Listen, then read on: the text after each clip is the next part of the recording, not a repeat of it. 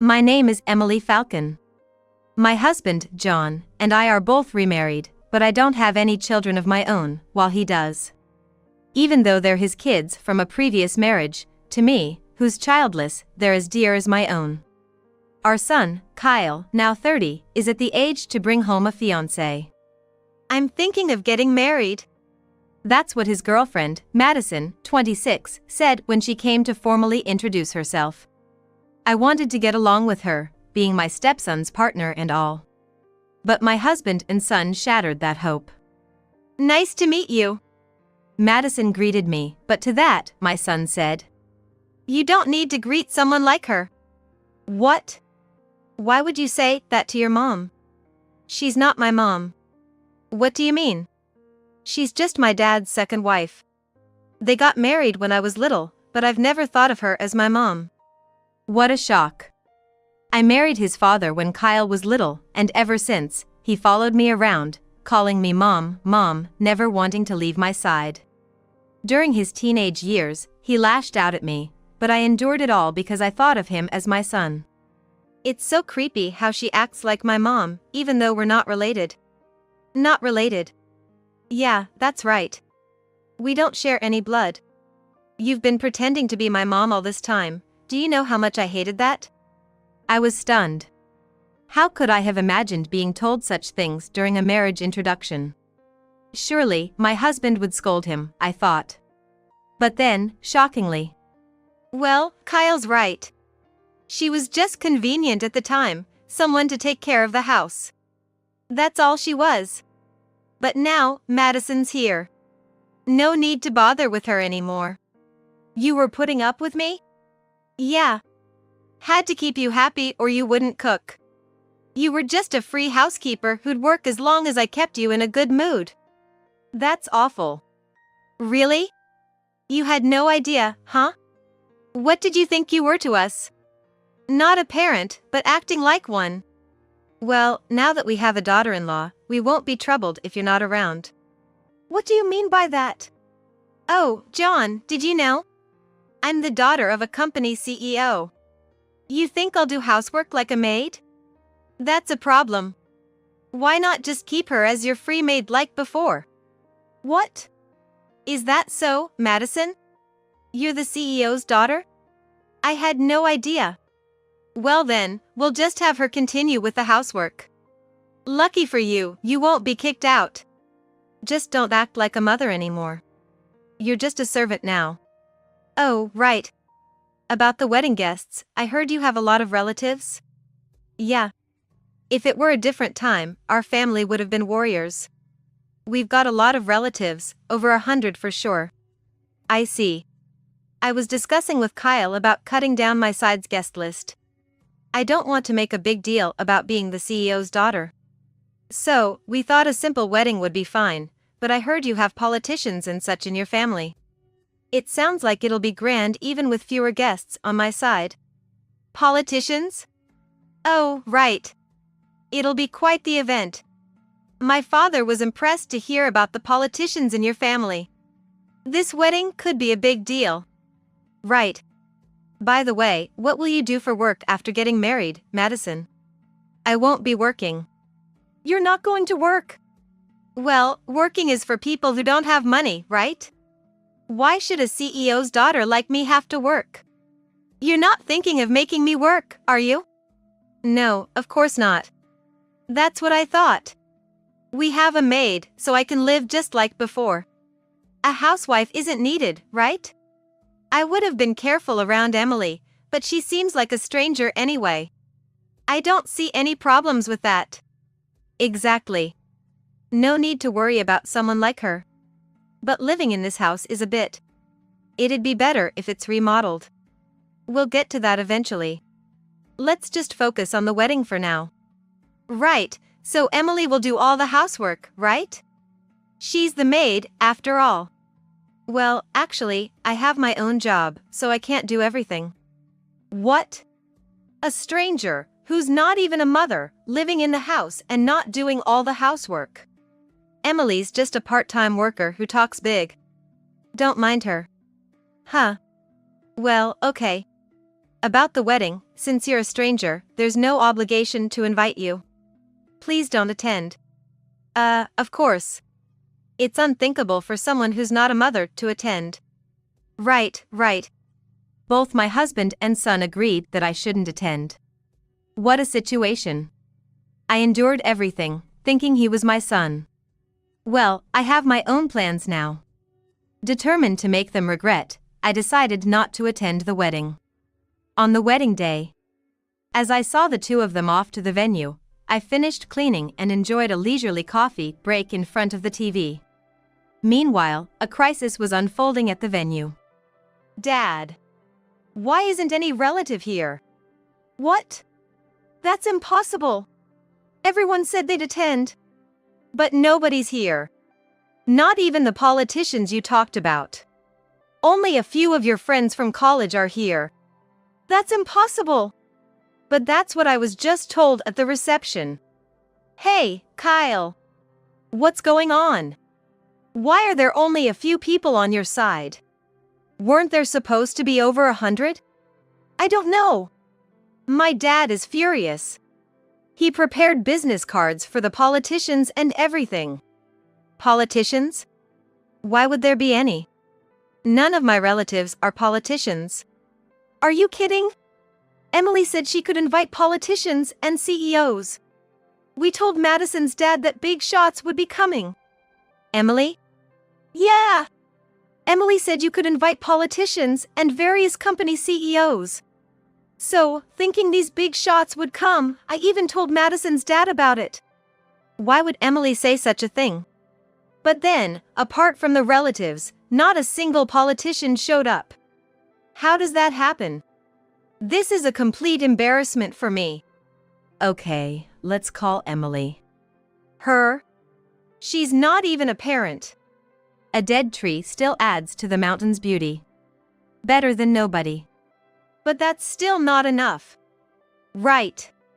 We prepared the best food thinking big shots would come.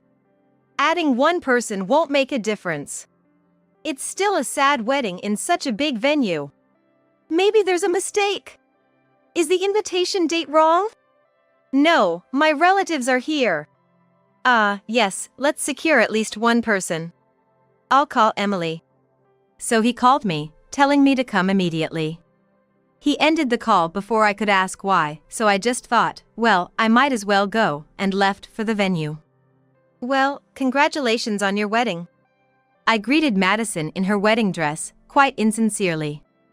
Hey! Why did you come in such a disgraceful outfit? Well, you said strangers shouldn't attend, so I came in casual clothes. Is there a mistake? We called you because nobody came, and you show up like this? You can't even be seated. I thought a dead tree would add to the mountain's beauty. Useless maid. You cut the call without saying anything, so what did you expect? Just get a dress and attend. I refuse. What? You were the ones who said not to attend. Strangers aren't allowed. This isn't the time for that. No relatives showed up. That's to be expected. I smiled as if it was only natural. Do you know something? Know something? I smiled, seeing their panic. Time to reveal the truth. Most of the 100 guests are my acquaintances. What? Did you think they were your relatives? Think about it. Your relatives are just a few people. Like your sister-in-law and brother-in-law. In contrast, I have quite a few relatives. Nieces and nephews, too. Indeed. I told my relatives not to come because they were strangers, as you said. Makes sense, right? You called me a stranger, despite thinking of you as family. That means all my relatives are strangers to you, so they wouldn't come. But even so, it's strange that my sister and brother didn't come. Not strange at all. If strangers can't attend, then even though your sister and brother are related by blood, their spouses are strangers, right? So, I asked them not to come if strangers weren't allowed. Then, both your sister and brother decided not to attend. I didn't hear anything about that. Of course, you didn't. After all, your sister and brother are on my side.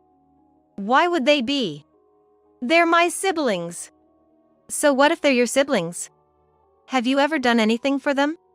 You might have received help, but never offered any, right? What are you even saying? When they were in financial trouble, you just yelled, "I don't have any money."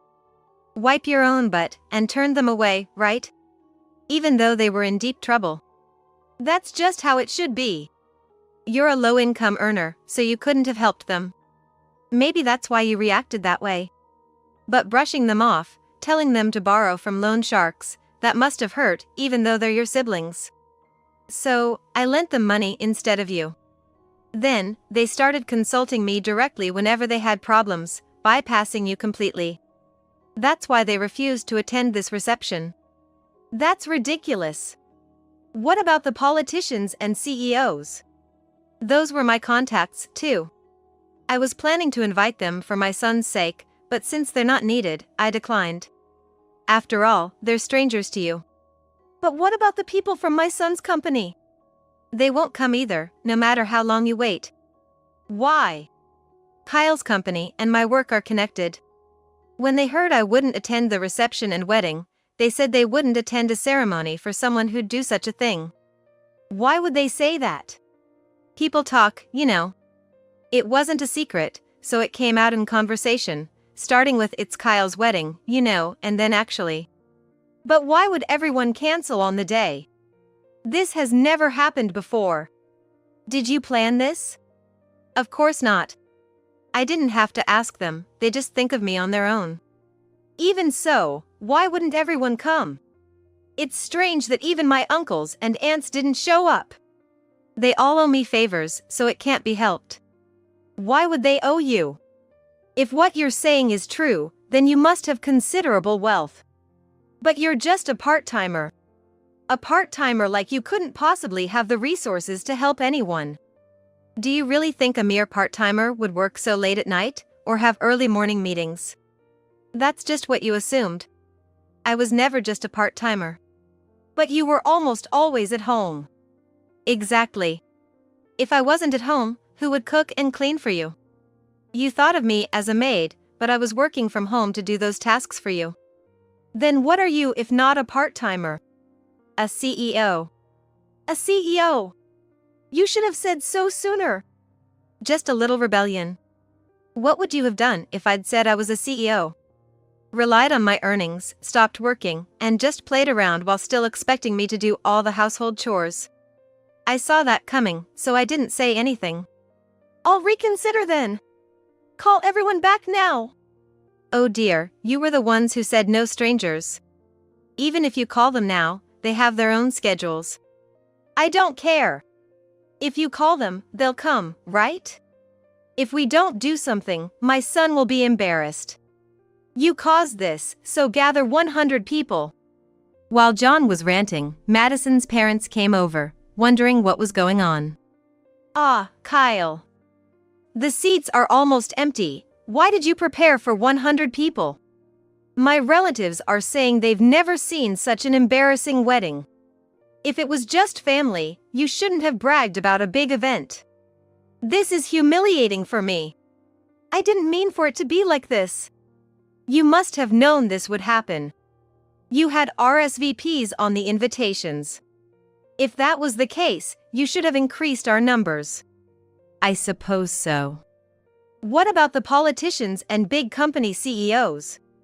Everyone was envious, thinking such important people would attend, saying Madison was marrying someone impressive. This is utterly embarrassing. No, Mr. Smith, it's not like that. John, what do you mean it's not like that? How can you justify making us go through such embarrassment? Please don't be so angry.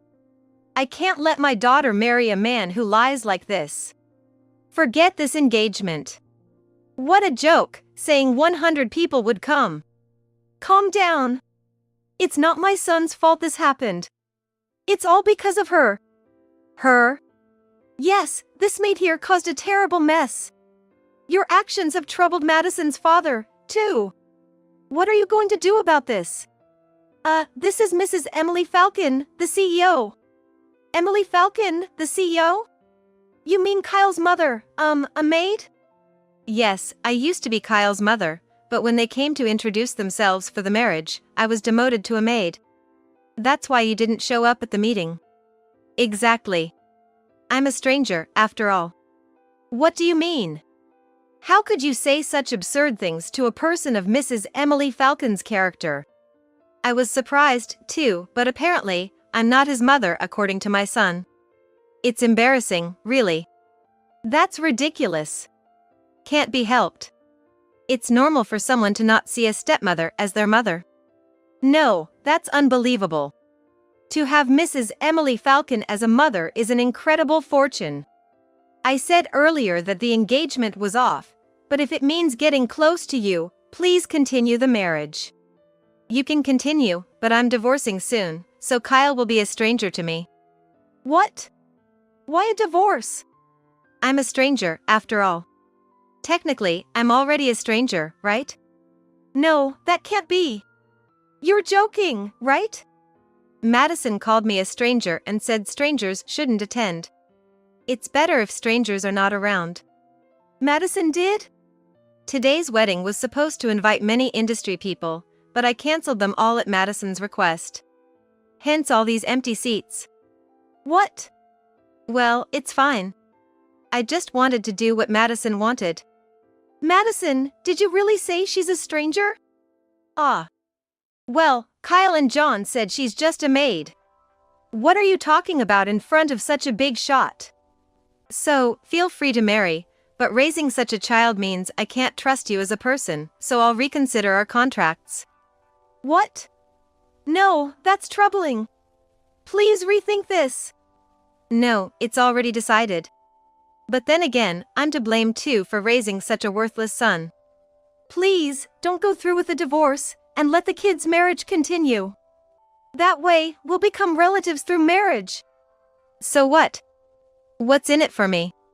It might be true, but if you cut off the contract, our company will be in big trouble. Madison, apologize. Beg for Mrs. Emily Falcon's forgiveness. What? So what? Beg for forgiveness from her. If you don't, our company might go bankrupt. Oh no. Reluctantly, Madison apologized in front of everyone. Oh dear. No point in apologizing to a stranger like me. Mom, cheer up. Madison is apologizing. Oh, you're a stranger too, aren't you? I'm not your mother. Don't say that. If this marriage worked out, I'd be the next CEO of a small company. What? Madison's dad is a big company CEO, isn't he? What have you been looking at? Did you just believe Madison without checking? You can't become a CEO like that. What do you mean? Madison's dad works under my company. He's a small business owner, a small-scale CEO. But Madison is a CEO's daughter. She is a CEO's daughter. Technically, she's right. She's the daughter of a CEO. They have a maid at home. What? We don't have a maid. But Madison said. She's just calling her own mother a maid. She's so spoiled. She won't even pour water into a cup herself. I thought getting married would make her more responsible. No way. I thought she was a rich girl. I planned to join her dad's company and eventually become the CEO. It's still a CEO position, no matter how small the company. But without my company's contract, bankruptcy is inevitable. Mrs. Emily Falcon, please help us. Don't terminate the contract. It would be too cruel. I refuse. If you have any complaints, say them to your past self who raised your daughter. The wedding was subsequently cancelled. When the exhausted couple returned home, I had already moved out. John called me in a panic. Where are you? Anywhere is fine. It doesn't matter to a stranger like me. Don't talk like that. I apologize for everything. It's fine. Just sign the divorce papers I left on the table and submit them. No, I didn't mean to divorce.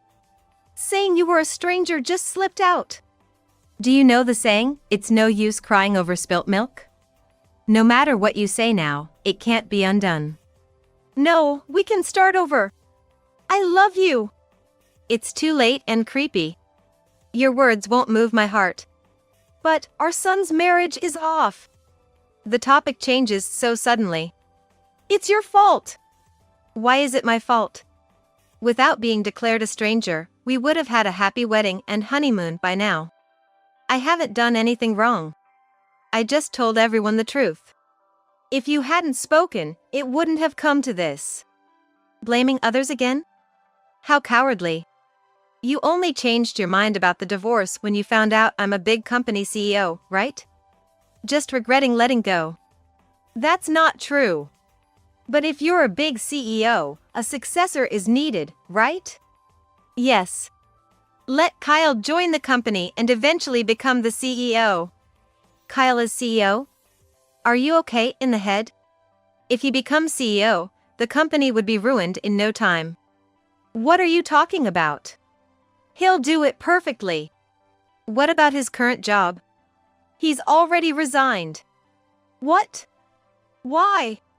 His mother is a big CEO. There's no need to work under someone for a small salary. After the broken engagement, it would be uncomfortable at the company. What? So he ran away? No. It's to help with his mother's work. That's best for him. Even though we're divorcing? The divorce isn't final yet. He's still your son. Well, I've already set the lawyers on it. The divorce is certain. He said something, but I didn't listen and hung up, blocking him. Later, there was a dispute over the wedding cancellation fee, but the blame was put on John and Kyle by the lawyers. Unable to afford a lawyer, Kyle and his ex-husband had no choice but to accept their situation. They were faced with hefty cancellation fees and alimony for breaking off an engagement. Having lost his job, Kyle felt defeated and seemingly dumped all responsibilities on his ex. He constantly blamed my ex, saying things like, if I had married her, even with a small business, I could have been the boss. If I hadn't quit my job, life wouldn't be this hard. Isn't it all Dad's fault? Ultimately, jobless and heartbroken, Kyle became a shut-in.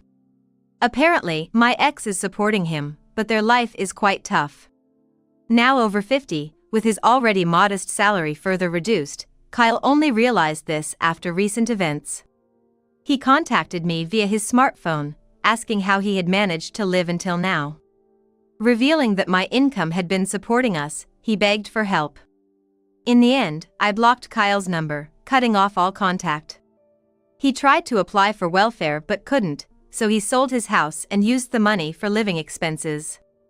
However, selling the house meant he had nowhere to live, forcing him to move into a shabby apartment with drafts. At 57, my ex is juggling a day job and a night shift. Meanwhile, I moved to a luxury condo near my office, enjoying a peaceful daily life and a fulfilling business, living happily.